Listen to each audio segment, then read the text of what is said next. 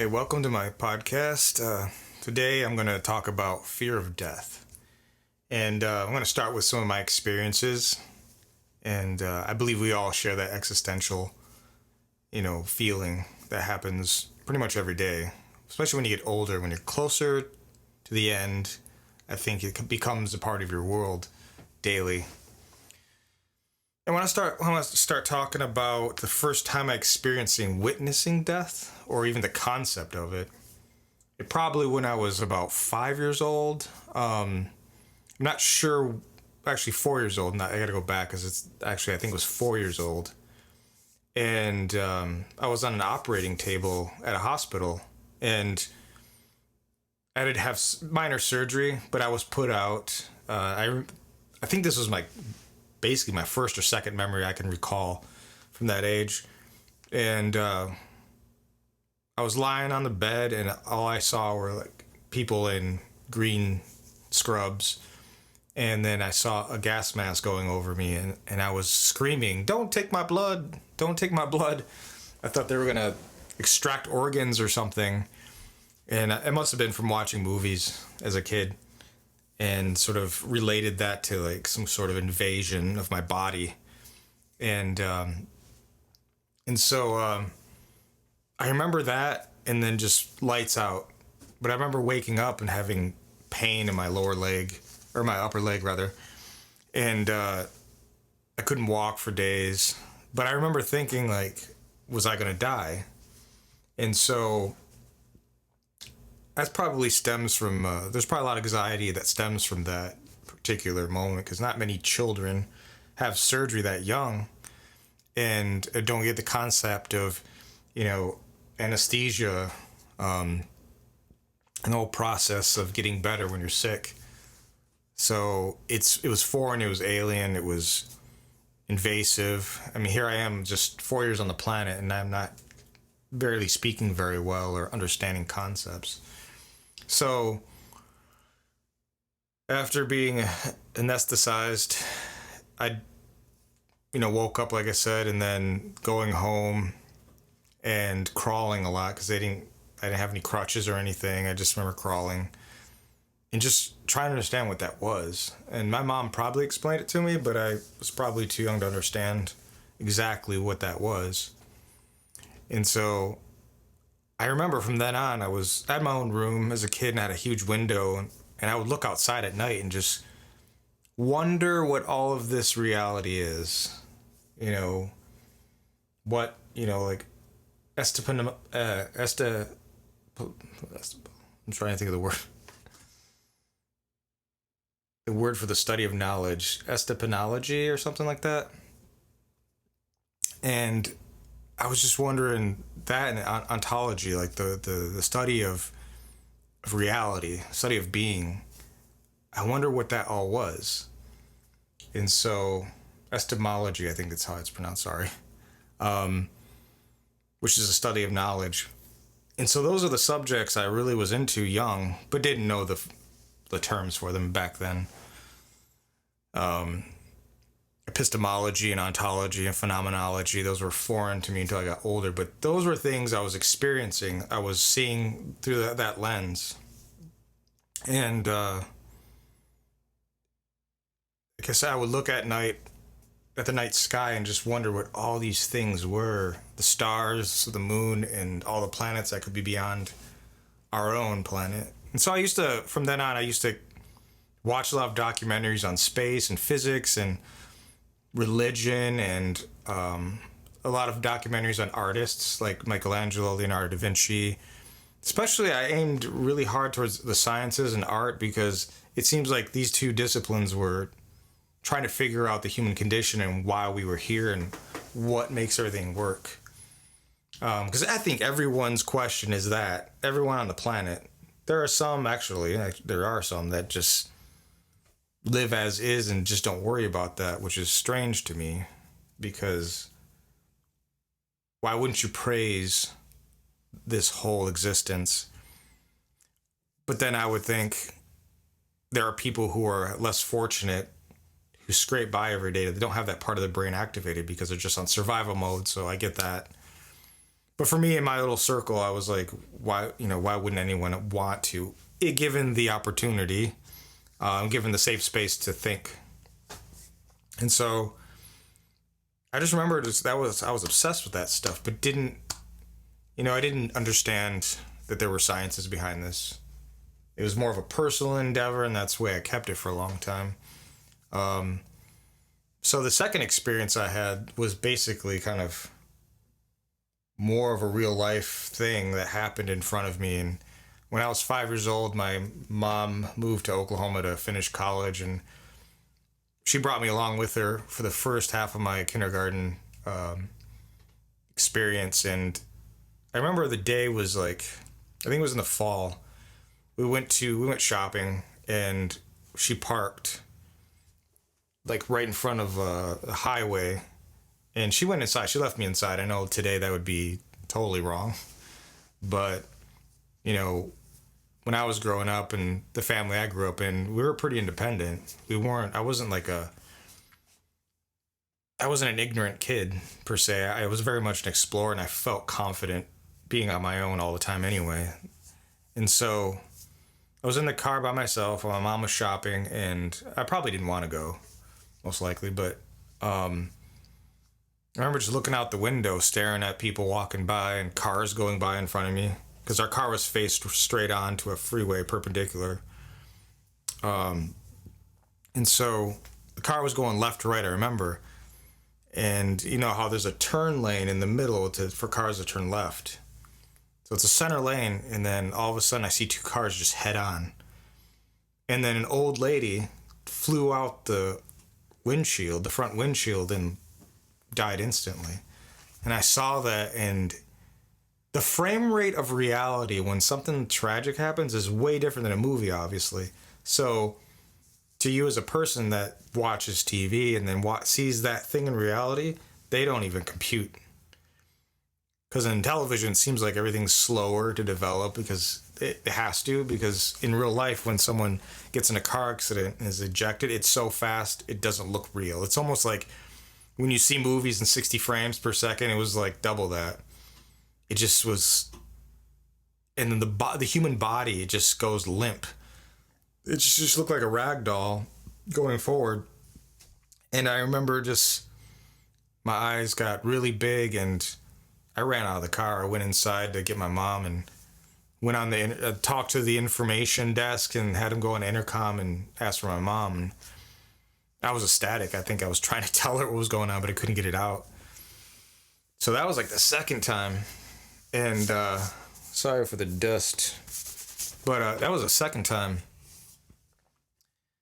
And I got even more introverted in about that subject. And as I went on in life, I would hear people in school, and as I got older and was introduced to, socializing with my peers and being in school, which I wasn't really I didn't have many friends when I was young, but I would hear people's conversations, and someone's grandma would die or someone's grandpa would die. So I was always hyper aware of death in some way. But by any means, I wasn't obsessed with it. I didn't collect skulls or listen to dark music and that kind of thing. It was just like a component of my life that I paid attention to, because I also saw the beautiful side of things. I saw, the sky at night without city lights, and I explored the woods near our house and went fishing. And so I saw those kind of beautiful things in life too, and in love, and seeing people in love, and also watching people and love what they do as a career or as a hobby. I saw people do that too, but I also saw people that hated their career. And I first witnessed that in school a lot. But also, when I was about 11 or 12 years old, there was a summer program that I don't know if it was my grandmother or mother introduced me to or inducted me to. It was Young Marines. It was like a program for kids that were kind of rambunctious or had ADHD or got into trouble, and I was a little troublemaker, and I would do some things. I think it's because I needed structure, and I didn't have a father in my life at that time. He was around, he was alive, but he wasn't around physically much. So I was always getting in trouble, and this is common for boys, when they just have mothers and a grandmother. My grandpa was in the scene, but he wasn't really a disciplinary too much, and there were times, but I didn't have like respect for authority at all when I was a kid. So they thought it'd be a good idea that I join this Young Marines program, and it was a good idea because they taught us how to keep in shape and how to handle a knife and how to camp and how to pitch a tent and that kind of thing. And so that was very important. But anyway, when I was in that program, we had a leader. He was a general, and he passed away, I think, about halfway through my program. And he was a really soft-spoken guy. He was older, so he wasn't really a hard-nosed authority figure. I really related to him. He was a big guy, but he gained your respect. He respected you too. And so when he passed away, that was the first time I ever went to a funeral. And it was strange seeing someone you would interface with every day in a casket. And I thought this was wrong. I always had this thing in the back of my mind, the way we perform this ceremony of funeral is very, very wrong.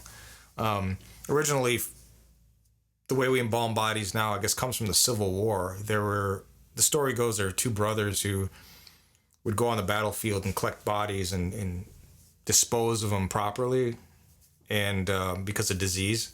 Because a lot of people before the 20th century, they used to keep the body in the house. So a lot of diseases would spread, and eventually it became law where you couldn't do that. So that's how the whole funerary purpose or service came about. And then there was a whole ceremony behind it, and it became a business basically, and I found that always wrong and uncomfortable. And I think a lot of people do it in an existential way. I really do. Because I'm really into ancient civilizations and cultures that did it a different way, where they would either, I think it's in India, they put them on a boat and they set it on fire and they put them out in the water.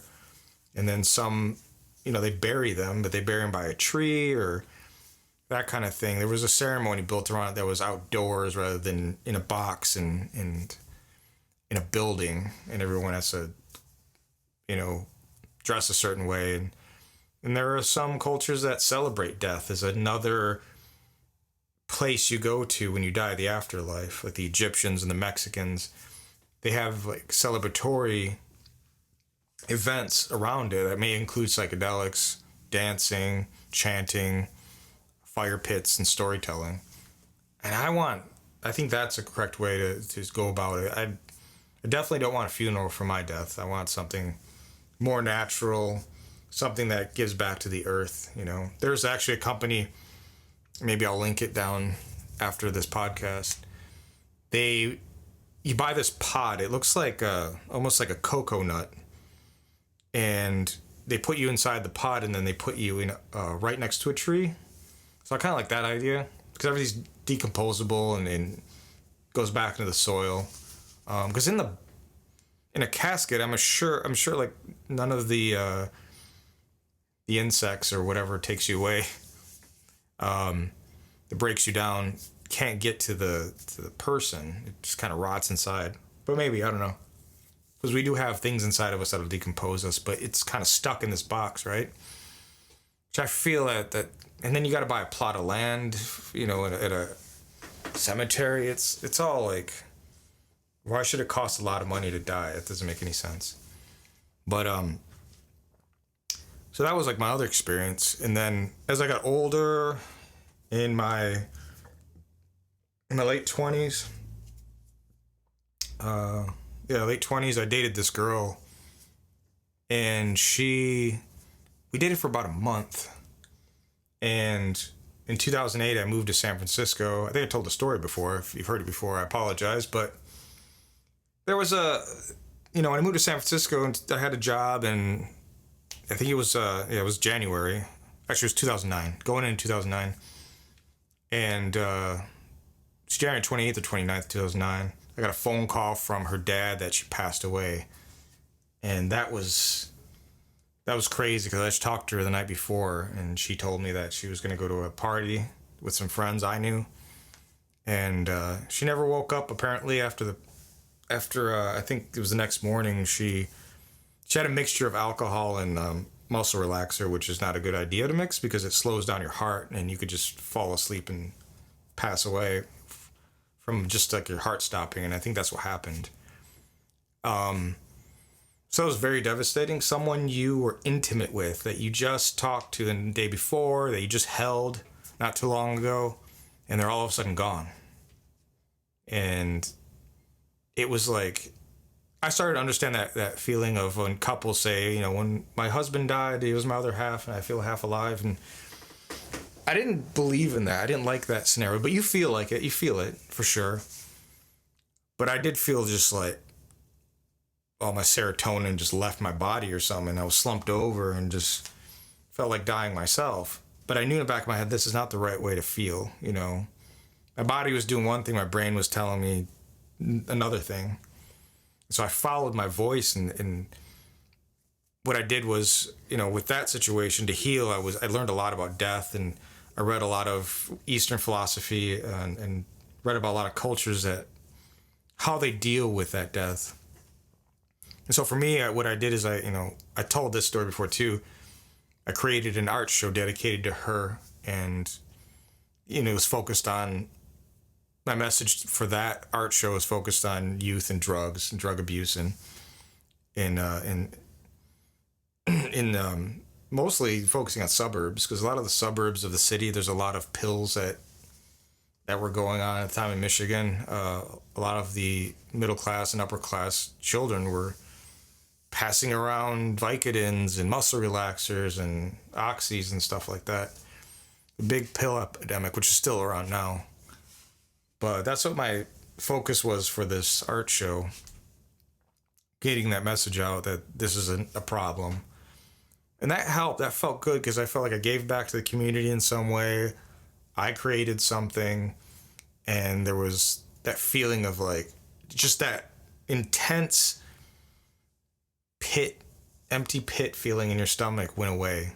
It wasn't like I was 100%, I was happy or anything. It was just like I was zen, I was balanced. I don't like the word closure because that doesn't mean, there's no end to anything, so I don't like that word. It's more like when you do a math problem, it's complete. It's just, it's neither here nor there. It's just silenced. So that was like something I learned on my own, and I felt like this is the way to go, how to approach death, So, and I told myself, if this happens again, like a family member, I know what to do mentally. And so in 2012, my father took his own life. It was October 2012, and I had the flu, and my stepmom called me, and same thing. I felt just my stomach drop, and I was like, here we go again. That's the first thing I thought, here we go again. And turn on that thinking about how you're going to deal with this. It's almost like you're at the top of a mountain in some way, and then you get dropped, and then you got to figure out a way to get back up to that mountaintop again. And that's what the process feels like. I think of it like a pyramid. You're at a certain stage in your life mentally. I'm not saying career-wise, but you feel pretty good. You feel lofty, or you're in the center or whatever. And then something like that hits you, you go back down to the bottom. And so then you got to climb your way back to the top. And it's a rocky experience for sure. But same thing. Instead of art, I just kind of immersed myself in making music and learning how to produce music. I just basically learned a new skill. I think that's a good thing to do. Just get your mind busy away from it. Because if you're not doing something, you're going to start thinking. And so that was that. And then it was, I think I skipped one. I definitely did skip one. Let's rewind back to 2006. Yeah, 2006, I had a personal experience where I overdosed on some bad ecstasy. And so that was a personal experience of death. And I did fear it because I remember saying I just want to live, I didn't want to go away yet. I was fighting just to stay alive. Because I remember my girlfriend was in the house, and I think I was dehydrated, and I just started feeling like my body leaving itself. And and then I started to get all my limbs became tight. My hands started doing this. And I was like, I don't know what's going on. I just felt like I was dying, literally. And that's probably because every time I would drink water to get hydrated and I would take cold showers, nothing would work. So she rushed to get her brother downstairs, who was visiting a friend. And then I got in the car. I'm like, we have to go now. So I remember just vomiting all over the place because my body was rejecting what was inside of me. That's a good sign. Got to the hospital. They filled me full of IVs. And I sat there just ashamed. Felt so ashamed that I could hurt the people I loved. But, I try not, at that moment, try not to think of being so sorry for myself, because if it happens, it happens. It was my choice to do that. But I remember at that point on, I'm like, I'm not doing this ever again. I'm not going to screw around with my life. I'm not going to make bad decisions, but later on I would do this. I'd do something similar, but nothing too bad. But it definitely was a life lesson. And it wasn't until I think after it was around 2016, 15, I started to look at death more seriously and trying to go head on this death anxiety feeling we all get. Because we all get it. We all try to stay safe. We try to do many things to avoid danger, which you want to do when you want to survive. But I really took into account I wanted to build a belief system for my own that wasn't related to Catholicism or anything like that. I wanted to focus more on what ancient civilizations did and what their thinking was. Sort of create my own philosophy in my own way, but I was trying to get to the point of what a human tribe would do without any of the isms and institutions, and how because we all grew up in an institutionary way of thinking about death and funerals and that kind of thing, whatever religion you are or whatever you believe in. But I wanted to get to the core of what is it about death that scares us, and how do I accept it as just like being born? You're born, boom, there you are. What were you before? We don't remember. But it's the same thing. You're going to get shot out of the body and go somewhere. And so I was really obsessed with the afterlife for a long time, what the Egyptians did. Even though those things were for pharaohs, just think of the concept of building these huge temples. And I don't know, there's controversy if those were even used for like bodies. But nonetheless, their whole culture was based around this afterlife thing. And I think for me, if you want to face something you fear, you do it. You do it, you think about it, you celebrate it. You don't get scared of it and not think about it. And I think all of us are afraid of death. I mean, look at what's going on in our culture now. People are just going awry or running amok and going awry. And I think a lot of us are lying to ourselves about what we're actually fearing. That is one thing we have to think about. And the best thing is to just study all you can about death, look at different cultures, don't have any judgment. You maybe get involved in some ceremonies. I mean, I'm going to do all I can to, look at Native American, because in our own country, there's a lot of Native American tribes and they have different traditions. Try to initiate myself in some of their ceremonies, not just for death, but for life and maybe celebrating some seasonal ceremonies. But what really, I think what really gets to me about today, and maybe a solution that would work for all of us, because a lot of us are sort of, let's see, what am I thinking about here? All of us are tired of institutions. We know of all the controversy that's behind the Catholic Church and government and all the institutions, the funerary institution, the wedding institution, those kind of things. They're all sort of watered down, and we all know what they're up to. And it's not, I think humans like things that are pure in some way, pure meaning like a humane way and less of a corporate box. And recently I've been experimenting a lot with psychedelics, mainly just psilocybin mushrooms, because there's a lot of tribes and ancient civilizations that use that as part of their rituals. In Greece, I think Euclidean, I think that's the name of the ceremony, or Lucidian, I forgot exactly what the name was. They used to have these celebrations where they would take mushrooms and just act out kind of things, whatever it was, gods or what have you. I don't know. I haven't read much into it, but it looks like they were acting out drama and acting out the personalities of the mind and good and evil and that kind of thing, in order to get a full experience of the mushroom. And people would actually go to watch these ceremonies. They had kind of like you would see in Greece with the Colosseums. They would have these places where people would sit and watch people take mushrooms and have a whole ceremony around it. But I'm going to do a podcast just about that, because I need to learn more and research more. But aside from that, there was the study in Johns Hopkins that's been going on for over a decade, where they took people who were cancer patients, end of life people.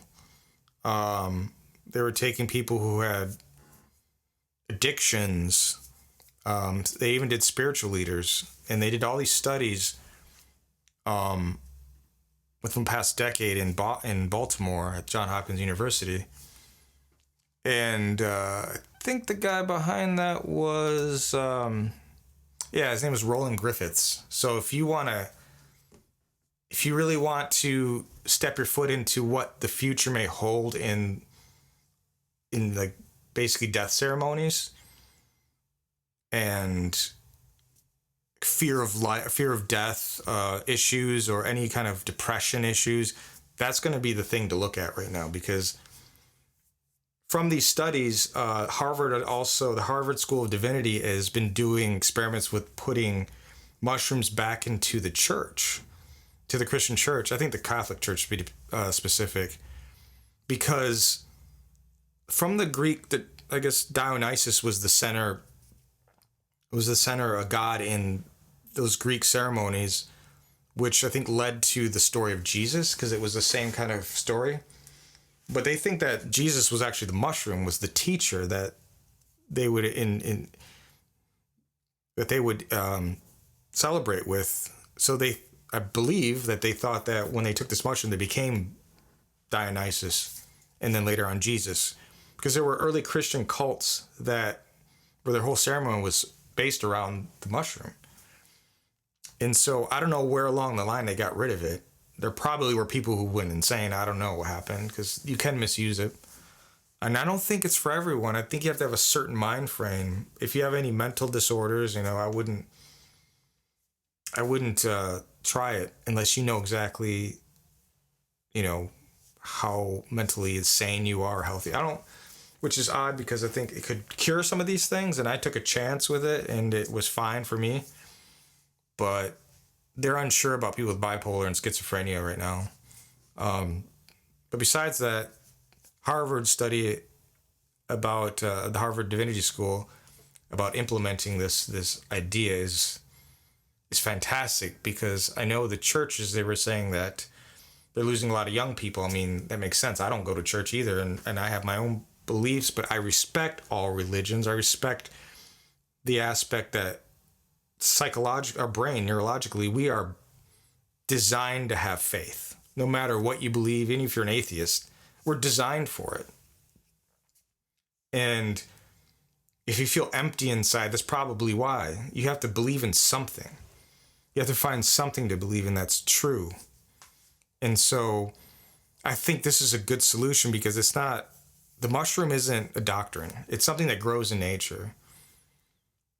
And if you've ever taken a Herodose, you know you will start to believe like, oh, this is probably how religion started, because it feels like that. It feels like all the stories you've heard in the Bible and the Quran, all those stories, they're like, it starts to make sense. Then you realize it was probably no different than today. We have corporations now that have different products they make and different belief systems, right? So it was the same back then. Groups coming together and had their own beliefs, and there was probably a group of people who had mushrooms and they're like, hey, let's start like a thing. And then you start the thing, and then, or cult, whatever, and then other people come in. Those people are bad and they mess it up, and then they move out and separate because they believe you're not doing it right. And there's all these arguments between each other. So with these studies, these scientific studies are proving all these things. So it's worth looking into for sure. But I would look into Roland Griffith's studies at not Harvard, but at John Hopkins. The last one they did, the recent one, was with spiritual leaders and priests, which is going to be amazing to see the data on that, because so far they're seeing that everyone, and they basically, a lot of the first group of people, I believe was first group, they were naive psychedelic people. They've never taken it because they didn't want to have a bias. Because they always had people tell them like, oh, you got to take it because it does this and that and the other thing. And you go to a different place and you meet these entities. But they found out that all of them have a similar story. They all have the same feeling where once they took the mushrooms and went through that experience, that it was one of the top 5 experiences of their whole life. And some of them the most. Because I think a veil opens up and you realize the things you were taught and believed, a lot of that's not true. Or if you had an inkling of that to be true, it definitely amplifies that. And you want to say why? Why does this mushroom do that? Why would it do this for the mind? Because it seems like it does a positive thing mostly. Their success rate for a lot of these were off the chart. 80% of people experienced positive things, and the other people were, I guess, neither here nor there, but they did think the people that were in the 20%, I think they still experienced it as something profound, but I don't know if they took anything away from it. But I know the cigarette smoking addicts saw 80% success rate even after, I think, 6 months to a year, which is really good. So it's interesting, like, why would this thing do that for us? It's almost like, for me personally, it erased all the things that were hindering me, my judgments, my, learned philosophies that were probably incorrect. It almost opened the door to truth, and then I had to go in and actually do the work from these things I saw. And yeah, now it's like, well, we've been doing these things for thousands of years, and we removed ourselves from that. Not saying that that's the only way to do it, but some of the people that were like decade-long plus meditators still saw it more profound than any meditation they've done. So it's like a little push into that world. You may be able to get there naturally. I'm not sure. There's some people that claim to, but I would like to see an A/B test of people who claim to reach that state, and then give them a Herodose. Because it feels like you're fusing with something, like another dimension, or to earth, or to reality in some way, the actual reality. And that it kind of like almost scrapes away all of it's like having I wouldn't say a cavity, but kind of. And there's cavities in your brain, it just scrapes it away and then fills it up back with what's healthy. Because for me personally, everything's positive about it. It made me more open, made me feel more connected to people, gave me a better outlook on life. It made me feel better about facing fear, and it's more like a new journey once you get to that point where you're going to leave your body, if you will. I think the thing we fear the most is not that, but it's the pain and then people leaving friends and family behind. But I think if we have this cultural shift where we accept it as not something sad, that it's almost like a graduation, I think everyone would be happy for it. And I think that's what we want it to be, not jokingly or anything, but proud or happy, like you've made it. You made it to this point, and now you're going to be taken away to the next level. So I think seeing it like that's more positive than not. So if any of you out there have that fear of immortality, of losing a friend, try to see it from another perspective, because after a while you start to believe it's true, and it is true. I'd say don't connect so much to your culture. You know, those are good things to have from morality and life lessons, but don't be attached to them, because at one point they could be wrong. You know, you're not always going to use a hammer for everything you're going to build. Sometimes you need a sledgehammer. Sometimes you need a saw. Look at religions and look at knowledge as tools, but respect them. Don't ever shun anyone else's belief. And also, never force anyone about your beliefs. This is what discussions are and debates are. You debate and be like, just try it. Try this idea. If it works for you, it does. If it doesn't, then I was wrong. Instead of defending your thing to the hilt and I want to hurt you and kill you and call you names, that doesn't get us anywhere. Do you want to stay the same and go backwards, or do you want to go ahead in your life? To go ahead in your life is to let go. Let go of all the ideologies you've been taught. Don't believe everything you see or read, because nowadays especially everything is corporatized and monetized, and you think people who are putting information out there on the news they care about you? No. You can go to like 5 different news sources for the same story and they're all completely different, or facts are wrong. And I don't even read the news anymore. I try to read the most neutral news I can just to keep up. But learn how to decipher those two things of truth and lies. And the only the thing nowadays is everything's so quick that we just make decisions without thinking. We do on impulse. And then at the end of the day, you don't feel so good. You don't feel accomplished. So just educate yourself. And death is a big one that you should make a part of your life. Have a good one.